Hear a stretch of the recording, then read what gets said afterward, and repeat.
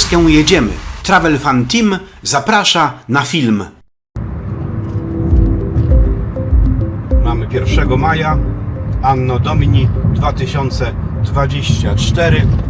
Witamy w nowym sezonie. Pierwszy rozruch po okolicy.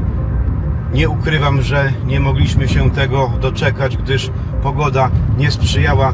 Wreszcie mamy taki piękny letni dzień, tak, nie mówmy inaczej. Wiosna nam rozkwita, więc jedziemy na rozruch, pojedziemy sobie w różne ciekawe miejsca, może trochę bardziej tak wokół komina, miejsca, które trochę tak omijaliśmy, ale mam nadzieję, że będzie ciekawie i pokażemy Wam trochę fajnej, okolicznej, kujawskiej Polski. A tymczasem ruszamy w dalszą drogę w kierunku Rojewa, gdzie zobaczymy malowniczy kościółek poewangelicki oraz pastorówkę. Być może nam się uda zobaczyć fragmenty dawnego pałacu, nieistniejącego, ale może coś tam pozostanie. To na początek. Długi majowy weekend to okazja przerwy od trywialności codziennych zajęć zawodowych, jak też tych domowych. Korzystając z pięknej pogody, która właśnie od niedawna do nas zawitała, wybieramy się na odkrywanie nowych, a także miejsc już nam znanych, ale do których nie zawitaliśmy jeszcze z kamerą. Właśnie minęliśmy wieś Orłowo, dawno temu związaną z moją pracą zawodową. Jaka szkoda, że pięknie odnowiony pałac oraz park są zamknięte na 3 spusty. Czekamy zatem na okazję ujrzenia tego miejsca w pełnej krasie. Kwitnące rzepaki pięknie kontrastują z zielenią traw oraz błękitem nieba. Rozkwitająca przyroda to o tej porze roku jedna z najpiękniejszych wizytówek zarówno Kujaw, jak też całej Polski. Jesteśmy w gminnej wsi Rojewo. Usytuowana na żyznych kujawskich czarnoziemach, powstała już w czasach Mieszka I w ramach tworzącego się państwa polskiego. Pierwsza pisana wzmianka pochodzi z 1233 roku, kiedy to tak zwane Rogowo z przyległościami sięgającymi po mury miejskie Inowrocławia nadał krzyżakom książę kujawski Kazimierz. Na mocy ugody zawartej z Konradem Mazowieckim w 1235 roku wieś pozostała przy Krzyżakach, a w 1257 książę Kazimierz nabył ją za 60 grzywien. W XIV wieku miejscowość stała się z kolei dobrem królewskim. W drugiej połowie XVI wieku nabyli ją moszczeńscy Herbunałęcz, którzy w 1583 roku mieli tu 6 łanów osiadłych, 2 zagrodników i 1 komornika. Drugą część Rojewa z 10 łanami osiadłymi, 2 zagrodnikami i 2 rzeźnikami dzierżył Andrzej Kaczkowski. Do rodziny Kaczkowskich wieś należała przez kolejne 150 lat. Po trzecim rozbiorze Polski majątek znajdował się w rękach niemieckich. Od połowy XIX wieku wieś stanowiła z kolei wiejski okręg dominialny w powiecie inowrocławskim. Do tej pory Rojewo pozostawało siedzibą gminy. My tymczasem dojeżdżamy do wybudowanego w latach 1905-1910 dawnego kościoła ewangelickiego, będącego obecnie rzymskokatolickim kościołem pod wezwaniem Najświętszej Marii Panny Wspomożenia Wiernych. Jak widać na załączonym obrazku, z uwagi na odbywającą się we wnętrzu świątyni mszę, tym razem nie będziemy mogli przyjrzeć się bliżej interesującemu nas zabytkowi. Nie mając nawet najmniejszej możliwości na zaparkowanie naszego pojazdu, po objechaniu świątyni decydujemy się ruszyć w dalszą drogę, ku kolejnej wyznaczonej zawczasu destynacji.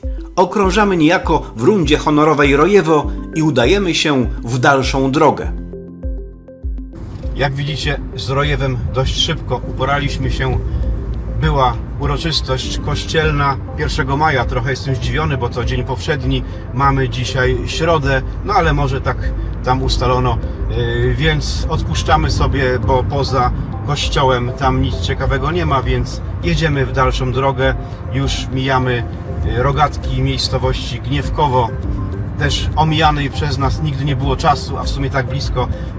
Pokażemy Wam Starówkę, niewielki ryneczek, no parę ciekawych miejsc Także zapraszamy do kolejnego punktu naszego zwiedzania.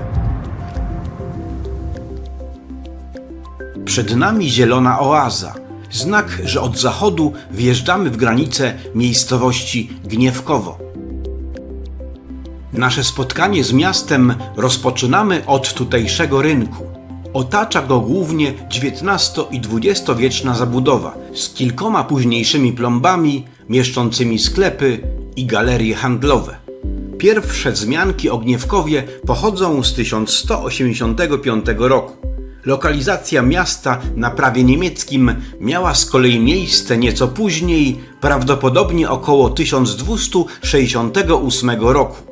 W trakcie spaceru po rynku najbardziej naszą uwagę wzbudza pomnik księcia Władysława Białego, ówczesnego pretendenta do polskiego tronu z czasów rozbicia dzielnicowego. Niespodziewanie w 1363 roku Władysław zostawił swoją domenę Kazimierzowi Wielkiemu i wyjechał za granicę, gdzie odbył podróże do Jerozolimy, państwa krzyżackiego, Litwy, Niemiec, Francji, na Węgry, a także na dwór papieski w Awinionie.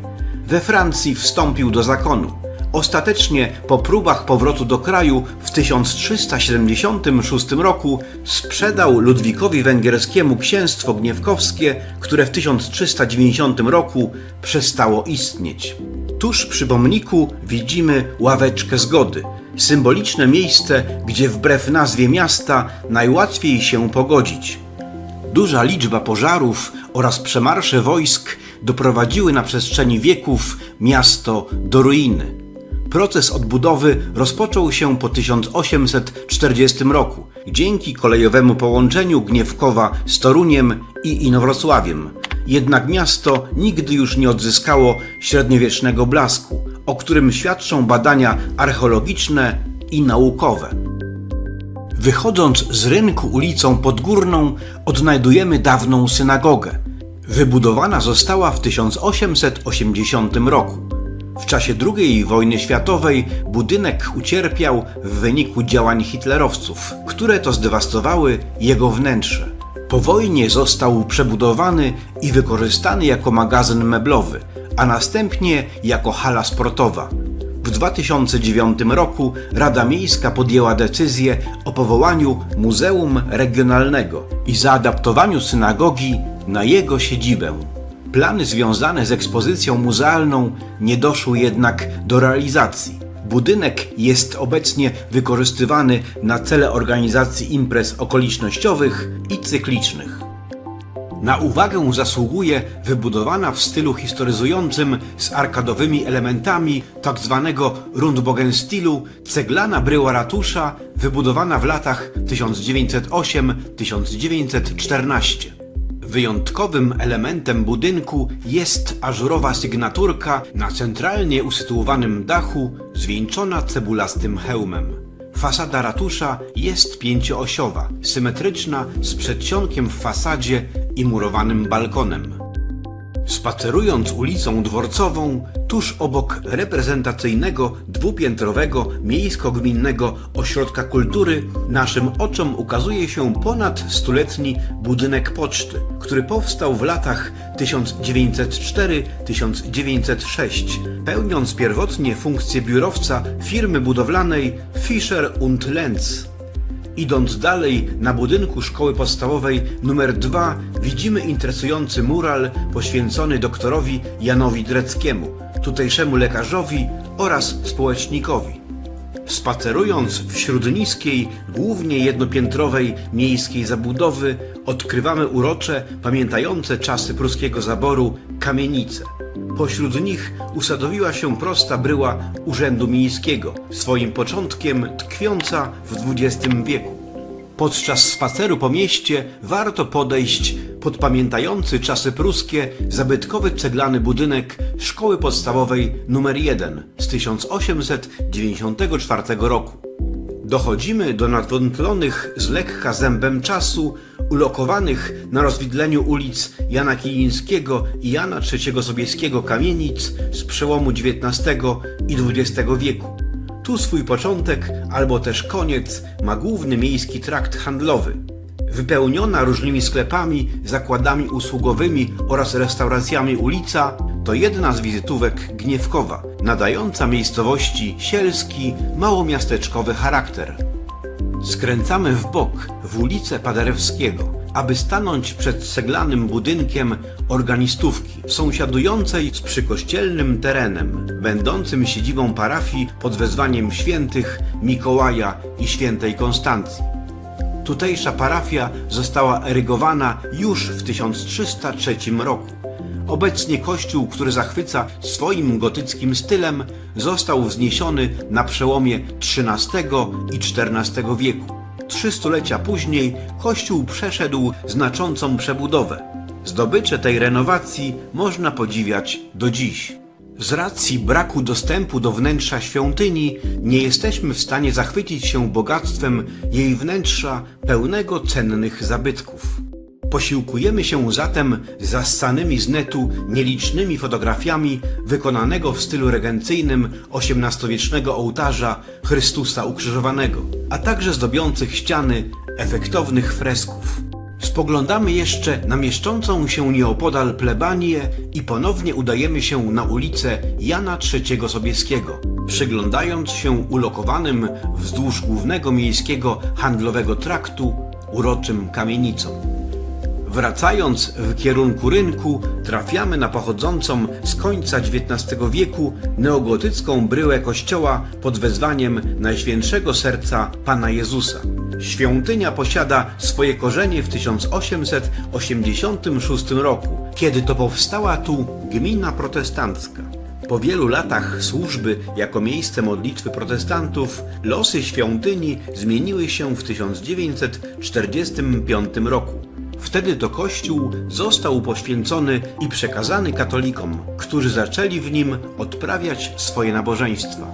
Uwagę wzbudzają typowe dla świątyń ewangelickich surowość wnętrz oraz obszerny balkon. Spacerując po mieście, warto też podejść do stanowiącej nieodłączny element tutejszego miejskiego krajobrazu, ulokowanej wśród pełnego bloków osiedla 30-metrowej wieży ciśnień z początków XX wieku.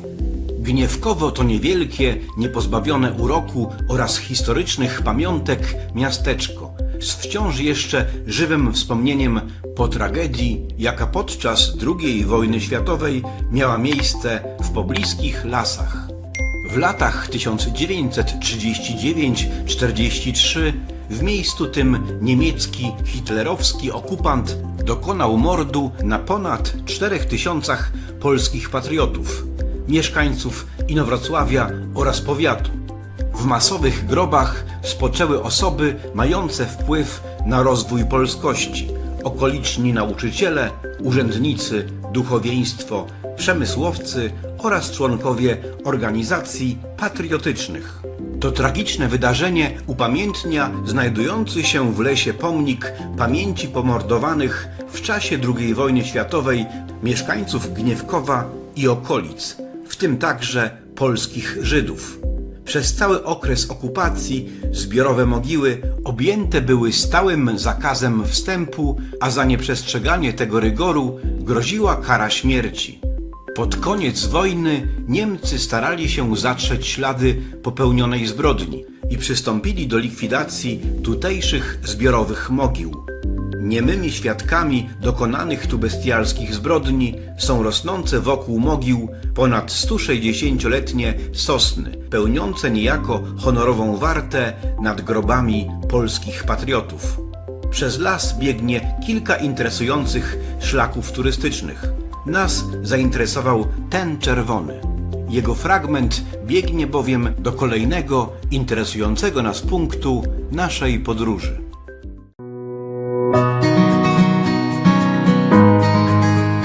Minęło raptem około 10 minut jazdy i dojeżdżamy do wsi Wierzbiczany. Miejsce na pozór niczym się nie wyróżniające. Pierwsza wzmianka o Wierzbiczanach pojawiła się w 1343 roku, gdzie po pokoju zawartym w Kaliszu na łąkach wierzbiczańskich doszło do spotkania Kazimierza Wielkiego z wielkim mistrzem zakonu krzyżackiego Ludolfem König von Weitzau.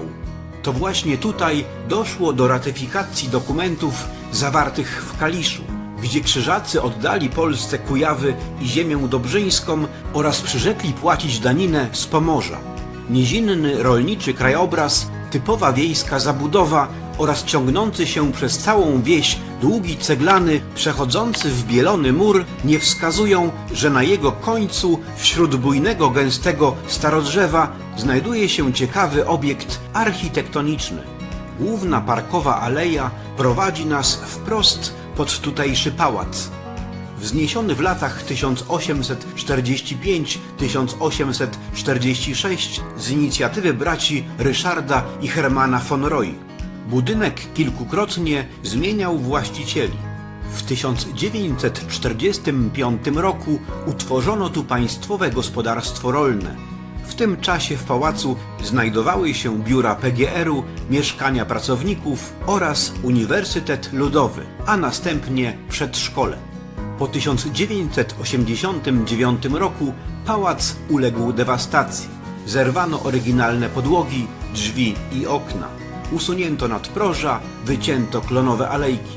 Zniszczono również park romantyczny oraz sąsiadujący z pałacem folwark. Obecni właściciele kupili pałac w 2005 roku. Rok później rozpoczęli remont, który ze względu na ogrom zniszczeń trwał aż 12 lat. Rezydencja wraz z okolicznymi terenami posiadała tytuł dóbr rycerskich, co miało bardzo nobilitujące znaczenie, nie tylko symboliczne, ale też prawne. Przez wiele wieków wyłącznie szlachta miała bowiem prawo nabywać tego typu posiadłości. Twórcą projektu architektonicznego pałacu był architekt berliński, uczeń znanego konserwatora i architekta Karla Friedricha Schinkla, Friedrich August Stuller. Zaprojektował on wierzbiczański pałac w stylu neorenesansowym. Ten popularny w historyzmie styl powstał w wyniku zainteresowań naukowych antykiem i badań starożytnej architektury. Największe znaczenie osiągnął w latach 1870–1890, stosowany przede wszystkim w obiektach użyteczności publicznej. Pałac jest budynkiem dwukondygnacyjnym z wieżą pełniącą pierwotnie funkcję komunikacyjną. Budynek tworzy horyzontalny układ architektury. Prosta forma pałacu, złożona z dwóch prostopadłościennych brył oraz kapliczki i wieży, stanowią dominantę architektoniczną, a zarazem punkt widokowy. Współcześnie obiekt pełni funkcje restauracyjno-hotelowe. Korzystając zatem z okazji, zwiedzamy kilka dostępnych pałacowych wnętrz. Tutejsza restauracja oraz bar mogą stać się ciekawą alternatywą na smaczny posiłek oraz odpoczynek w pięknych, historycznych wnętrzach. Pałac Wierzbiczany to także doskonałe miejsce na organizację szkoleń, konferencji, warsztatów i spotkań biznesowych. Korzystając z panującej na dworze pięknej majowej aury, wybieramy się na spacer po otaczającym wierzbiczański pałac, utworzonym w stylu angielskim, efektownym 10-hektarowym parku. Niegdyś 14-hektarowy, stworzony w duchu naturalistycznym z wykorzystaniem ukształtowania terenu, w obecnej formie założony został w XIX wieku. Z tym, że niektóre z parkowych drzew, jak choćby lipy i wiązy, są starsze. Podczas spaceru podziwiać możemy rozłożyste platany klonolistne, buki odmiany czerwonolistnej, a także pokaźne lipy oraz wiązy. W parku rośnie także kilka drzew, pomników przyrody, liczących po około 200 lat. Łącznie zinwentaryzowanych zostało tu 2815 drzew. Park posiada bogaty podszyt w postaci śnieguliczki białej, dereni jadalnych czy też trzmielin. Runo stanowią z kolei bluszcz pospolity, fiołek wonny i barwinek. W obecnym parku pałacowym, który w pradziejach zakrywało jezioro, góruje dziwne wzniesienie ciągnące się przez około 200 metrów. Można przypuszczać, że są to zapewne pozostałości wczesnośredniowiecznego grodziska. W plan parku wpisane jest też niewielkie jeziorko. stanowi ciekawy punkt plenerowy wśród otaczającej akwen zielonej gęstwiny. Wbijający się weń niewielki półwysep stanowi niejako optyczne rozgałęzienie rozdzielające akwen na dwie nierówne części. Przeglądające się w wodzie gęste szuwary są domem dla szukającej tu schronienia wodnej fauny.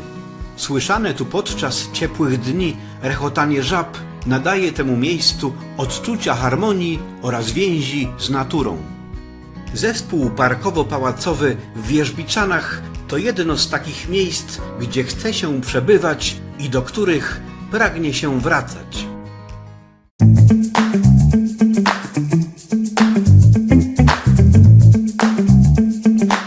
Przemierzamy kujawskie wsie, podziwiając coraz piękniej rozwijającą się, obudzoną już na dobre z zimowego snu przyrodę. Ścielące się żółcią łany rzepaku, rozbujałe soczystą zielenią pola, snujące powabny zapach kwitnące bzy, kasztanowce oraz drzewa owocowe, wreszcie mieniące się w słońcu schludne gospodarskie obejścia. Oto obraz, jaki podziwiamy podczas przejazdu do wsi Ostrowąs. Pierwsze pisane wzmianki pojawiły się o miejscowości w kościelnych tekstach już około 1185 roku. Ponoć biegł tędy szlak bursztynowy, krzyżujący się w tych okolicach ze średniowiecznym szlakiem romańskim. We wsi znajduje się sanktuarium maryjne, w skład którego wchodzi kościół pod wezwaniem Narodzenia Najświętszej Maryi Panny. Obecną świątynię wybudowano w latach 1914-1921. Pod względem architektonicznym ostrowąski kościół trudno zaklasyfikować do konkretnego stylu. Niektórzy w kościelnej wieży dopatrują się podobieństwa do kujawskich wiatraków. Można również dostrzec w nim wzorce gotyku pomorskiego. Wśród wielu dzieł w większości barokowego wystroju najważniejszy jest umieszczony od połowy XVII wieku w głównym ołtarzu otoczony kultem obraz Matki Bożej z Dzieciątkiem. Namalował go nieznany artysta na wzór wizerunku Salus Populi Romani z rzymskiej bazyliki Santa Maria Maggiore. Wizerunek Maryi i Dzieciątka zdobią srebrne sukienki, a od czasu koronacji w 1986 roku także pozłacane korony papieskie. U podstaw kultu obrazu Najświętszej Maryi Panny w Ostrowąsie leży legenda podająca, że na wzgórzu nad południowym brzegiem jeziora Plebanka pilnująca bydła pasterka zauważyła na cisowym drzewie obraz Matki Bożej z Dzieciątkiem w otoczeniu aniołów. Wieść o niezwykłym znalezisku szybko rozeszła się po okolicy i przed wizerunkiem Matki Bożej zaczęli gromadzić się wierni, przejęci cudownością wydarzenia. Mieszkańcy uznali to za znak upodobania sobie przez Maryję Ostrowąsa jako miejsca jej kultu. Po jakimś czasie obraz przeniesiono do oddalonego o 3 km Brzeźna, w którym planowano wznieść kościół. Stąd jednak, jak głosi podanie, obraz uszedł przez jezioro nocą w aureoli blasku i niezwykłego światła, na pierwotne miejsce, zostawiając na tafli wody drogę Matki Bożej. Uznano wówczas, że Maryja dopomina się o Ostrowąs jako miejsce swej obecności na ziemi kujawskiej. Wdzięczni za ten wybór i obfitość zsyłanych łask, mieszkańcy regionu nazwali ją Panią Kujaw. Usypali wzgórze nad brzegiem jeziora i tu wybudowali świątynię. Ostrowąs jest dziś jednym z centralnych sanktuariów maryjnych na ziemi kujawskiej. Niespotykanym w innych miejscach kultu jest znajdująca się na tutejszym przykościelnym placu droga różańcowa z 20 stacjami oraz pomnikiem Ojca Świętego Jana Pawła II. Stanowi ona wotum dziękczynne jubileuszu 2000-lecia chrześcijaństwa. Na położonym niedaleko kościoła, po drugiej stronie drogi, obszernym placu umieszczono 20 figur symbolizujących stację modlitwy różańcowej. Każda z figur liczy sobie od 2 do 2,5 metra wysokości. W centrum placu znajduje się kolumna, na szczycie której ustawiona jest figura Matki Bożej z różańcem w ręku. Budowę placu rozpoczęto w 1992 roku, a jego pomysłodawcą był ówczesny kustosz sanktuarium, ksiądz kanonik Jan Matusiak. Pracę zakończono w 2006 roku, a plac i figury poświęcono w 20. rocznicę koronacji obrazu Matki Bożej Pani Kujaw w Ostrowąsie w dniu 26 sierpnia 2006 roku. W celu obsługi coraz liczniej przybywających tu pątników, zwłaszcza w okresie letnim, w budynku dawnego folwarku najprawdopodobniej znajdować się będzie dom pielgrzyma, pełniący zarówno rolę bazy noclegowej, jak też wszystko na to wskazuje, że także miejsca rekolekcyjnego. Finalizując nasz pobyt w tym niezwykłym miejscu, postanowiliśmy udać się na spacer. Docierając alejką do brzegów jeziora, udajemy się na pięknie zagospodarowaną, niewielką plażę. Miejsce to jest zarówno spokojne, jak też urocze. Zakładamy, że w czasie sezonu, gdy wody jeziora są wystarczająco nagrzane, miejsce to chętnie jest odwiedzane przez amatorów kąpieli wodnych, jak i słonecznych. Uduchowieni i wypoczęci, po raz ostatni zerkając na tafle jeziora, przemierzamy kujawskie żyzne równiny, udając się w dalszą drogę ku kolejnym ciekawym miejscom w regionie. Zapraszam do odwiedzin mojego kanału na YouTube travelfan.pl. Jeśli podoba się Tobie to, co robię i widzisz w tym potencjał, zostań patronem kanału.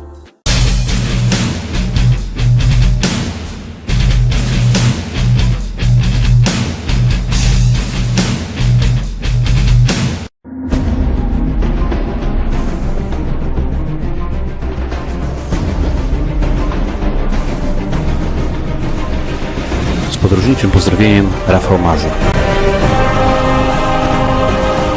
All rights reserved by Travel Fan.